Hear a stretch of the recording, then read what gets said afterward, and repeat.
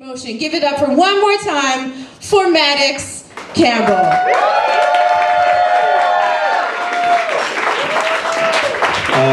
I keep busy, but I don't get paid for any of that stuff listed, so that's that.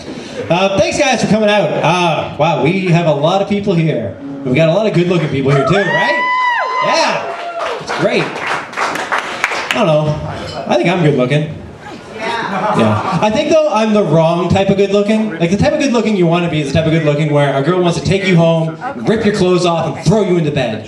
But that's not what I look like. I'm too rounded of features. I activate a maternal instinct, you know? Women want to take me home and tuck me into bed and then listen to me from another room over a baby monitor. I know. It's all right, though, because, you know, sometimes you get a bedtime story.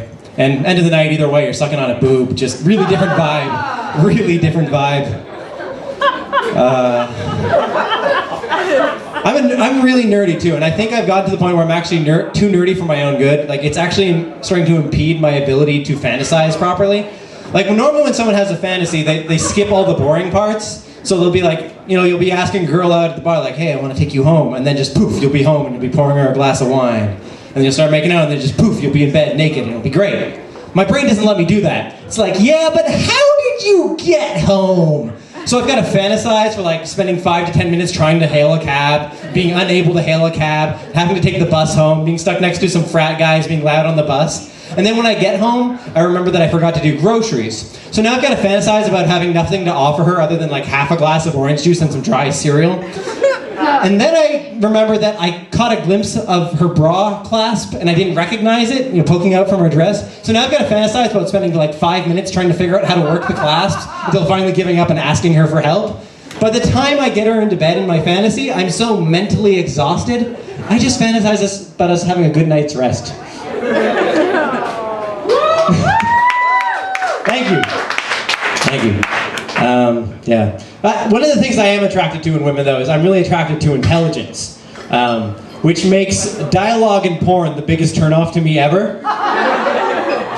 So it's really troublesome, right? Because like nothing they say makes you think that person is smart. You know, they'll be like, "Ooh, fuck me hard. Look, he's trying to fuck you hard. You're not adding to the conversation." I'm a dirty girl. Oh, real original use of metaphor there. That's why I kind of prefer foreign language porn, because I know the dialogue is really just as bad, but I can pretend it's smart. I can pretend that what she's saying is a black hole is a singularity of immensely dark, dense matter caused when the star's dying reaction can no longer sustain its volume. The guy will be like, oh yeah, give me some digits of pi. She's like, 3.14159! That would be so hot for me. The problem would be is that they'd probably get the last digit of pi wrong, and that'd just pull me out of it.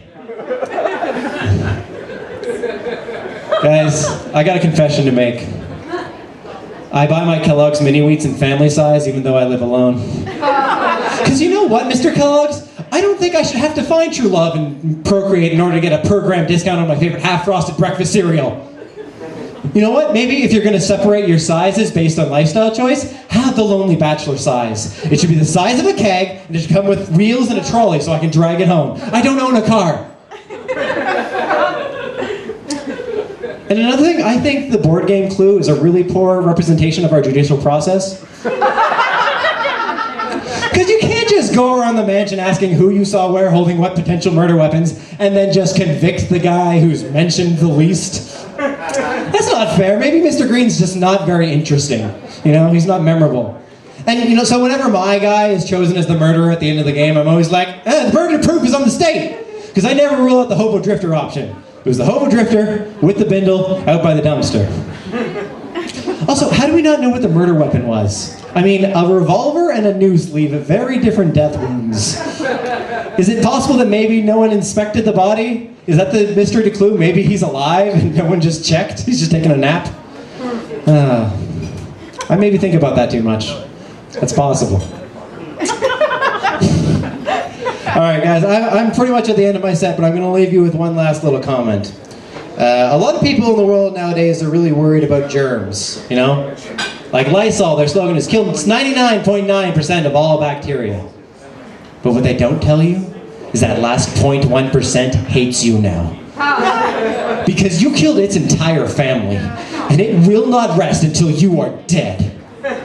Slogan should be, Lysol puts 0.1% of all bacteria on a vendetta to kill you. All right, that's my set. Thanks, guys. Have a good night.